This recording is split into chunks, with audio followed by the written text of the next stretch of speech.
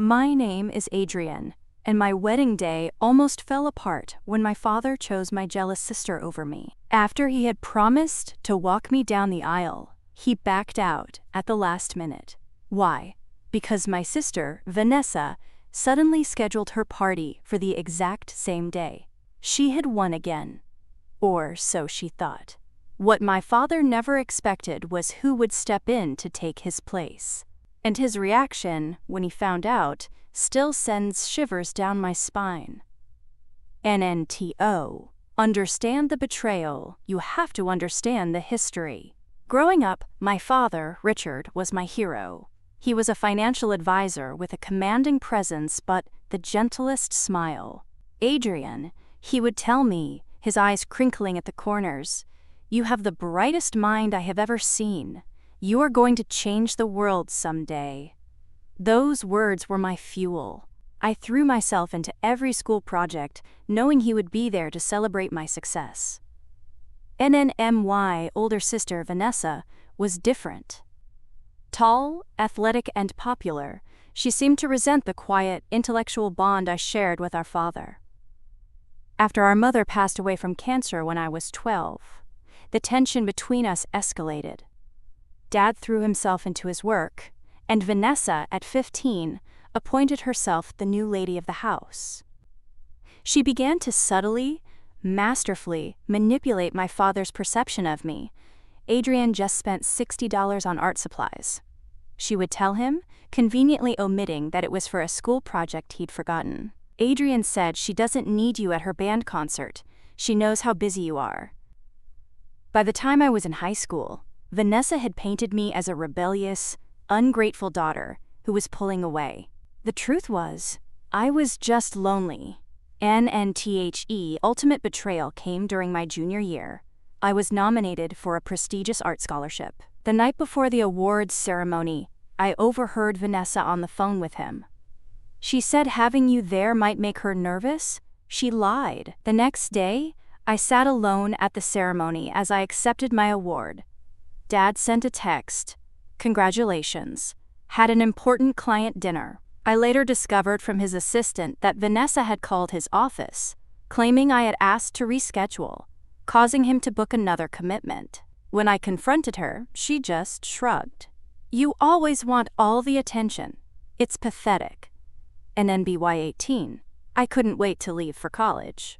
I met Benjamin my sophomore year. He was kind, logical, and he saw through the cracks in my family's perfect facade. His warm, boisterous family embraced me as their own, showing me what unconditional love felt like. After graduation, we built a life together in Philadelphia, far from the shadow of my family's drama. When he proposed on our 5th anniversary, I was overjoyed, but a familiar anxiety lingered beneath the surface. My father's response to our engagement was lukewarm. "Well, congratulations," he'd said, his tone more appropriate for a minor work achievement. "Have you set a date?" Despite the lukewarm response, we began planning. We chose June 15th. My father confirmed he was available. And in a moment of rare connection, when I asked him to walk me down the aisle, his voice was thick with genuine emotion. "I would be honored, Adrian." That single moment gave me hope that our wedding might heal the distance between us. The following months were filled with the joyful chaos of wedding planning. We found a beautiful historic hotel in Philadelphia, a place with a garden terrace for the ceremony and an elegant ballroom for the reception.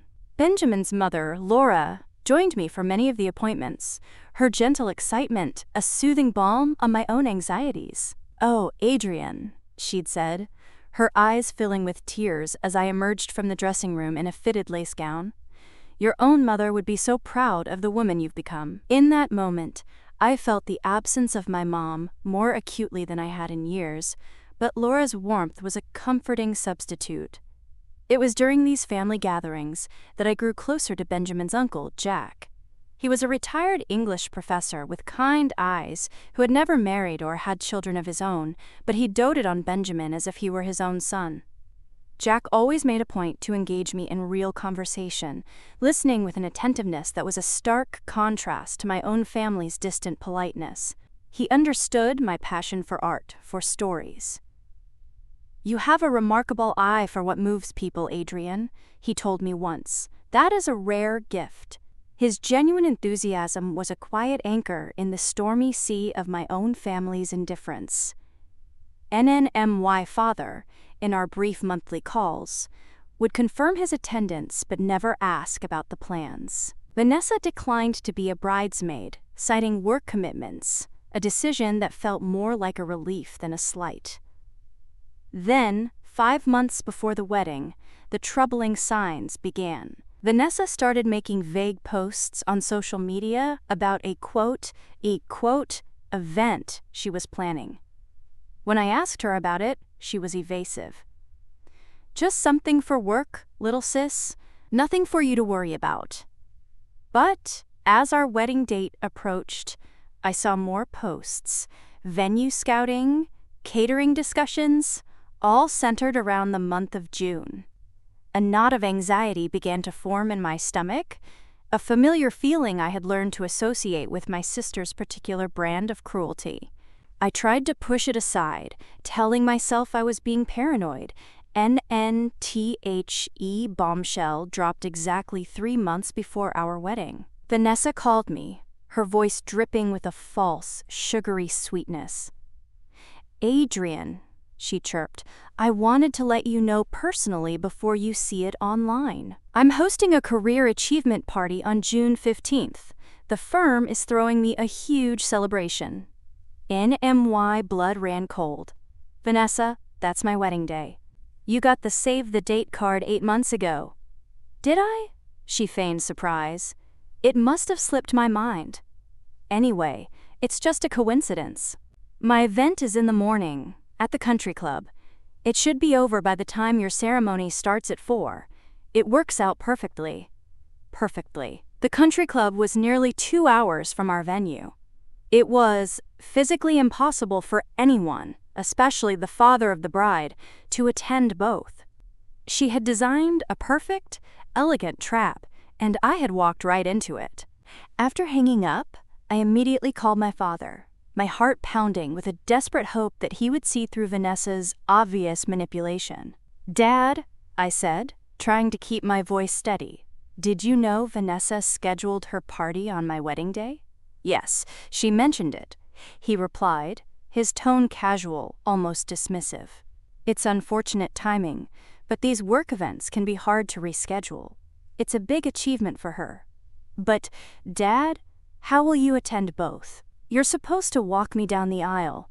"I'll make it work, Adrian," he said, a hint of irritation in his voice. "I'll go to the first part of Vanessa's event, and then drive over for your ceremony. There is no need to make this a bigger issue than it is." NNBUT. As the weeks passed, I could sense him wavering. During our calls, he began mentioning the traffic between the two venues, asking if we could push our ceremony back an hour, wondering aloud if I really needed him there for the pre-wedding photos. Each question was a small cut, another piece of evidence that his loyalty was shifting. The foundation I thought we had built was crumbling under the weight of Vanessa's long-practiced campaign of sabotage. Despite the growing tension, our wedding plans continued. Final dress fittings, meetings with the photographer, confirming flower arrangements. I threw myself into the details, trying to outrun the inevitable heartbreak. Benjamin and his family remained a constant, unwavering source of support, though I could see the growing concern in their eyes. Then, just 2 weeks before the wedding, the call that confirmed my worst fears finally came. "Adrian," my father began, his voice stiff and uncomfortable. "I need to talk to you about the wedding. I've been thinking about the logistics, and I just don't think I can make it to your ceremony on time. Vanessa's event is really important, and as her father, I need to be there for the whole thing." And I gripped the phone, fighting to keep my voice steady. "So you're choosing not to walk me down the aisle at my wedding?" "It's not about choosing," he said defensively, the lie so blatant it was almost insulting. "It's about practical timing. Vanessa's event is earlier, and I can't be in 2 places at once. Maybe you could ask Benjamin's father to walk you down the aisle. I'm sure someone else can do it." Someone else. as if the role of a father was an interchangeable part that could be delegated to a stranger. "I see," I managed to say, my voice barely a whisper. "I'll still come to the reception," he added, as if offering a generous compromise. I should be able to make it by 7 or 8. After I mumbled goodbye, I dropped the phone and collapsed onto the floor, the sound of his betrayal echoing in the silent apartment. Benjamin found me there 20 minutes later when he returned from work, a crumpled heap of white silk and shattered dreams on our living room floor. "He's not coming." I sobbed into his shoulder. "He's choosing Vanessa's party over walking me down the aisle." Benjamin held me tightly, his own anger a palpable, steadying force in his tense shoulders and clenched jaw. "I'm so sorry, Adrian," he whispered. "He doesn't deserve you."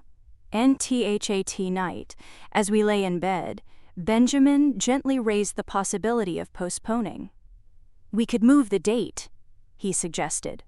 "Give your dad no excuse not to be there."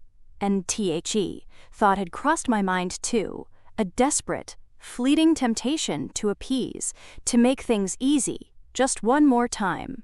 But something inside me, something that had been dormant for years, rebelled against it. "No," I said firmly, the word a small, hard stone in the darkness.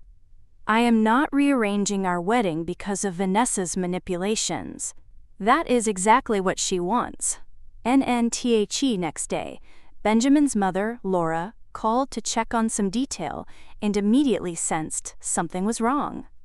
I found myself pouring out the whole story to her, the words tumbling out in a rush of grief and anger. "Oh, sweetheart," she said, her voice filled with a motherly concern I hadn't realized how much I missed. "I cannot believe your father would do this to you." "I don't know what to do," I admitted. "Part of me wants to beg him to reconsider, but I know that's what Vanessa expects. She wants me to seem desperate."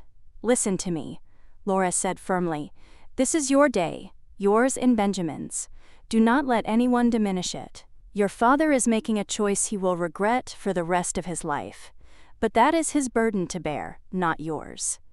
NHER words gave me strength, but the question remained. Who would walk me down the aisle? The traditional father-daughter moment, a moment I had dreamed of, despite our difficult relationship, now felt like a gaping wound. The thought of walking alone felt like a public acknowledgement of his rejection. Later that week, I received an unexpected call from Benjamin's uncle, Jack. "Benjamin told me what happened," he said gently. "I hope you don't mind him sharing." "Of course not," I replied, touched that he would call, "and I know this is a difficult time." Jack continued. "Family disappointments cut the deepest." Something in his tone suggested he knew this from personal experience. My own father refused to attend my college graduation because he disapproved of my choice to study literature instead of business. Some wounds never fully heal, but we learn to build beautiful lives in spite of them. His wisdom and kindness brought fresh tears to my eyes. "Thank you for understanding, Jack." "Any time, dear," he said. "And remember, family isn't just about blood. It's about who shows up for you when it matters." 1 week before the wedding, I hit an emotional rock bottom. The joy of the upcoming day was completely overshadowed by the gaping hole left by my father's absence. Benjamin, seeing my distress, suggested I meet his mother for lunch. "Just the two of you?" he said. Nora was waiting at a quiet cafe. "It's okay to be hurt, Adrian," she said, her voice full of a warmth. I hadn't realized how much I'd missed.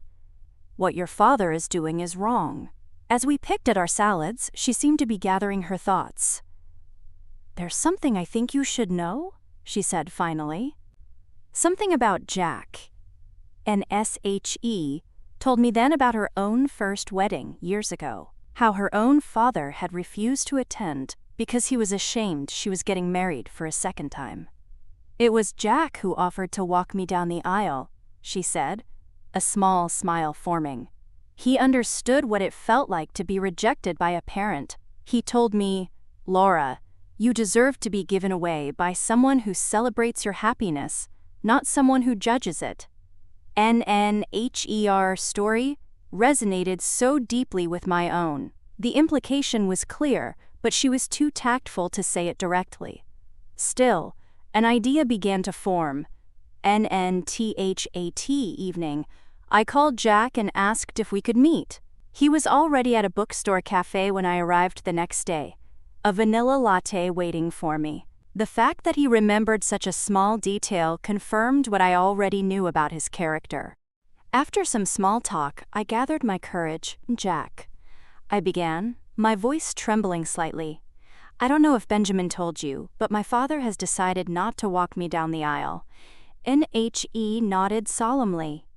I am truly sorry you're experiencing this, Adrian. And I took a deep breath. Laura told me how you walked her down the aisle. I was wondering if you would consider doing the same for me. NNHI's expression shifted from surprise to a profound emotion that made his eyes glisten. Adrian, he finally said, his voice thick, I cannot tell you what this means to me. Are you certain? I am absolutely certain, I replied, feeling more confident by the second. I would be proud to have you walk me down the aisle. NHE reached across the table and took my hand. Then I accept, with all my heart. It would be one of the greatest honors of my life. NNTHE weight that had been crushing me for weeks suddenly felt lighter. Jack was right. Family was about who shows up. The final days before the wedding were a whirlwind of activity. Through it all, I felt a new sense of peace about my decision to ask Jack. I made one last attempt to reach out to my father, calling him 3 days before the ceremony.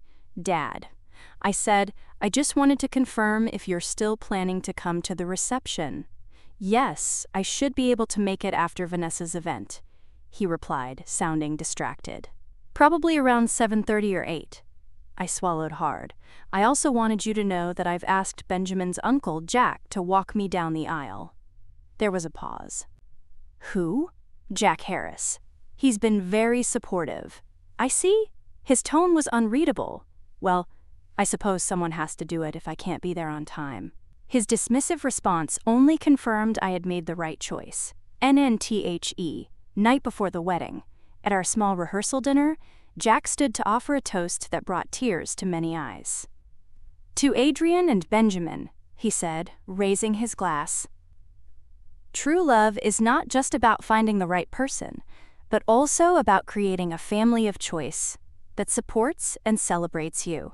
I am deeply honored to play a small role in your special day. Later that evening, I checked social media one last time and saw Vanessa's posts about her career celebration. The photos showed simple decorations in her apartment with maybe a dozen people.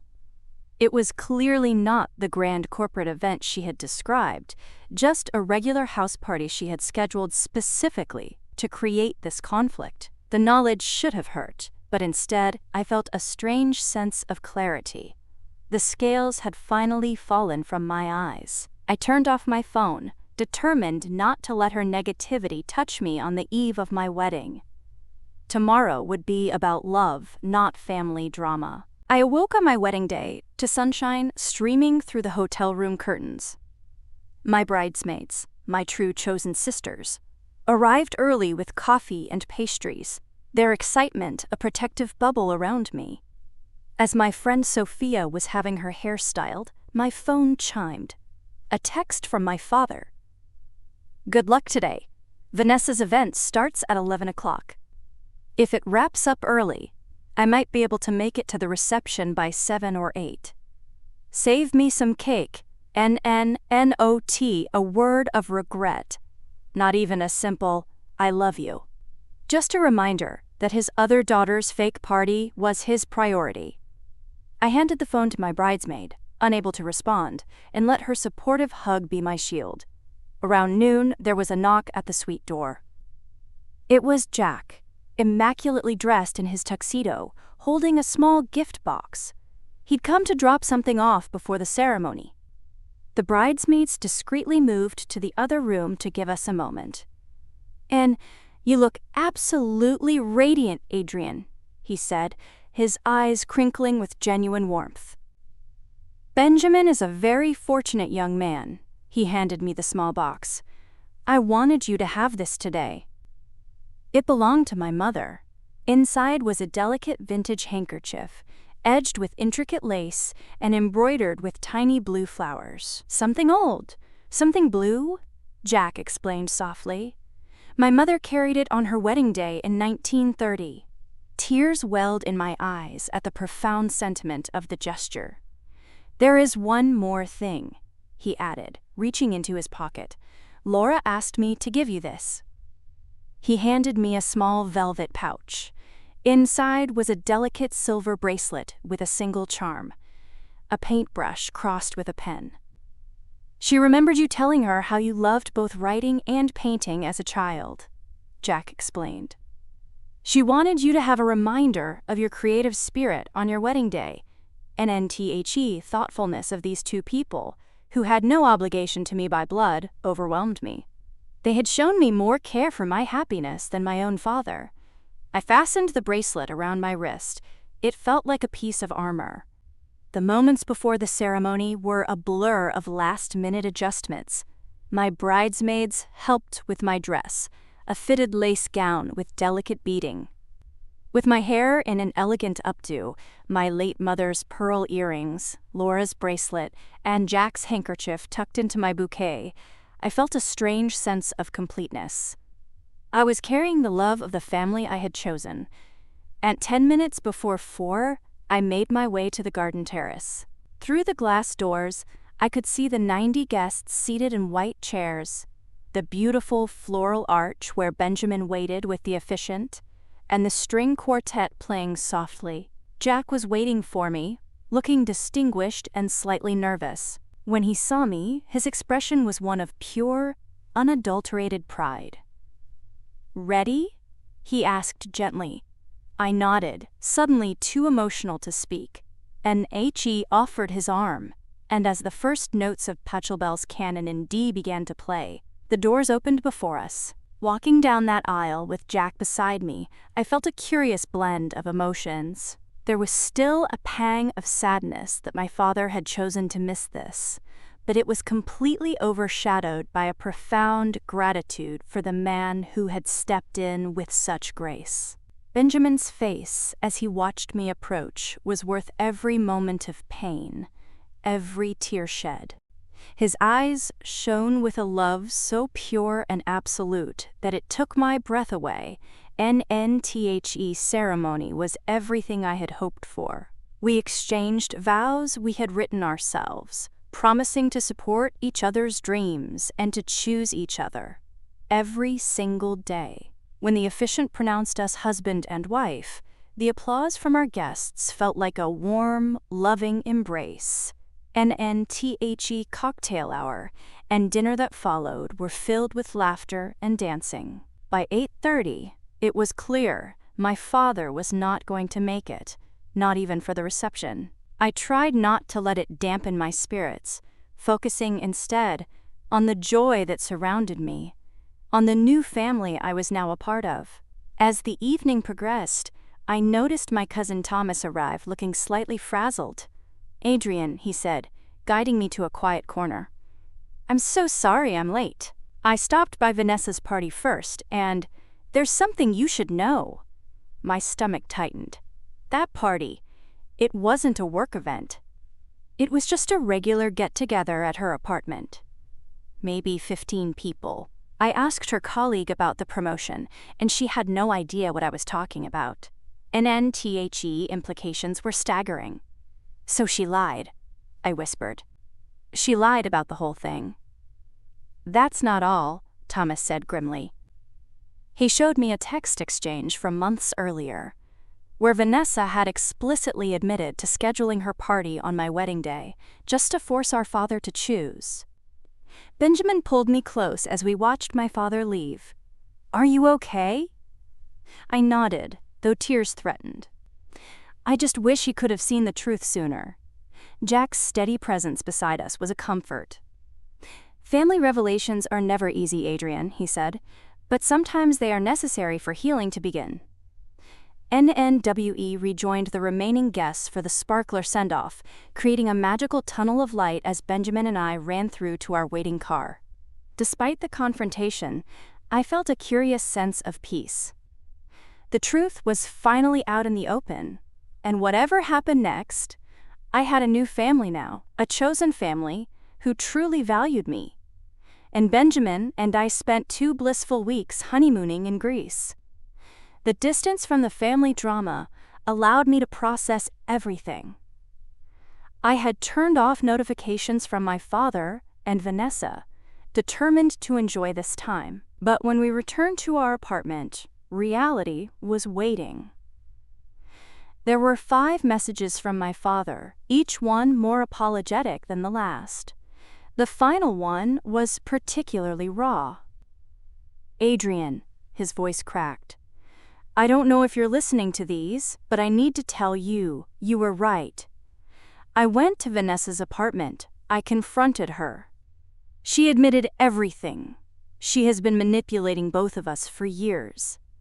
I cannot believe I was so blind. I understand if you never want to speak to me again, but I hope someday you'll give me a chance to make this right. I am so sorry I missed your wedding." It was unforgivable. There were no messages from Vanessa, only a terse email stating she was taking some time away and would be traveling for work indefinitely. I sat on our couch, staring at my phone long after the messages ended. Benjamin sat beside me, holding my hand in silent support. "And what are you thinking?" he finally asked. "And I don't know," I admitted. "Part of me feels vindicated, but another part is just sad.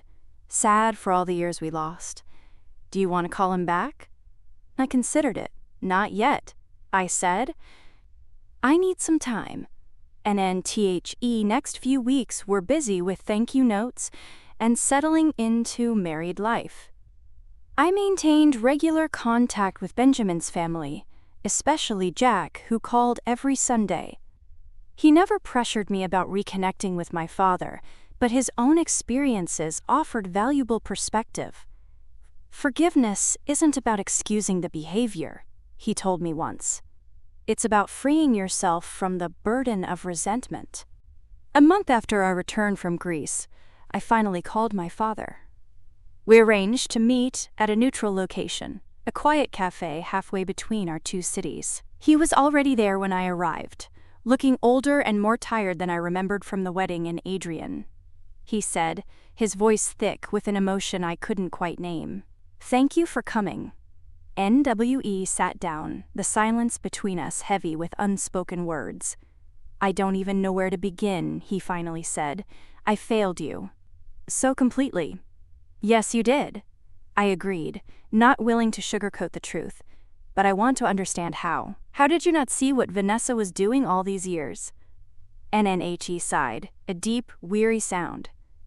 "After your mother died, I was lost. Vanessa stepped up, took care of things, and I was grateful. It was easier to believe her version of events than to face my own grief and inadequacy as a single parent. She became my connection to you, filtering everything through her own jealous perspective. By the time you left for college, I truly believed her narrative that you were the one pulling away. I never wanted to pull away from you," I said, my voice breaking slightly. "I just couldn't handle her constant manipulation." "I understand that now," he replied. "After the wedding, I confronted her. She finally admitted everything. She's been jealous of our relationship since you were a child. She saw an opportunity to have me all to herself, and she took it." "Have you spoken to her since?" NNHE shook his head. "She left for a business trip the next day. She refuses to discuss what happened. I don't know when or if she will come back." NNWE talked for nearly 3 hours that day, going through painful memories, clearing up years of misunderstandings. There were tears, recriminations, and finally, the fragile beginnings of a new kind of understanding. "And I want to try to rebuild our relationship," he said as we prepared to leave. I know I don't deserve another chance, but if you are willing, I would like to get to know the amazing woman you have become." "I need to think about it," I replied honestly. "This isn't something we can fix in one conversation." NNHE nodded, accepting my boundary. "Take all the time you need. I'll be here when you're ready." Over the following months, my father and I began a careful reconciliation. Weekly phone calls became regular visits. I introduced him properly to Benjamin's family, including Jack, who displayed remarkable grace in welcoming my father despite their awkward first meeting. 3 months after our first reunion, my father suggested a family dinner at his home, including Benjamin's parents and Jack. It was a tentative step toward blending our families, and while there were awkward moments, there was also genuine effort on all sides. After dinner, I found my father and Jack in the living room, deep in conversation. "I want to thank you for being there for Adrian when I was not," my father was saying. "Walking her down the aisle should have been my privilege, but you did it with honor." Jack nodded thoughtfully. "She is a remarkable young woman. You should be very proud." "And I am," my father agreed. "I just wish I had been more present to see it happening." Their conversation gave me hope that perhaps the wounds of the past could truly heal. Vanessa remained distant, occasionally sending impersonal texts but avoiding any real conversation about what had happened. I came to accept that some relationships might never be repaired, and that was okay. NNSIX months after the wedding, we hosted our first Thanksgiving as a married couple. Our table was filled with Benjamin's family, my father, my cousin Thomas, and a few close friends. Vanessa was invited but declined. As we went around the table, sharing what we were thankful for, my father's voice broke with emotion. "I am thankful for second chances," he said simply, "and for a daughter whose capacity for forgiveness humbles me every day." When it was Jack's turn, he smiled warmly. "I am thankful for the reminder that family is created through love and choice, not just biology. And I am especially thankful to have gained another niece in Adrian, whose courage and grace inspire me." As I reflect on the journey that brought us here, I realize that sometimes life's greatest wounds can lead to unexpected healing. My father's absence on my wedding day led to Jack's presence, which in turn created a bridge for my father's return to my life. The family I have now includes both those I was born to and those I have chosen. All imperfect, all valuable. I have learned that forgiveness doesn't mean forgetting. It means freeing yourself from the burden of resentment and creating boundaries that protect your heart while allowing for growth.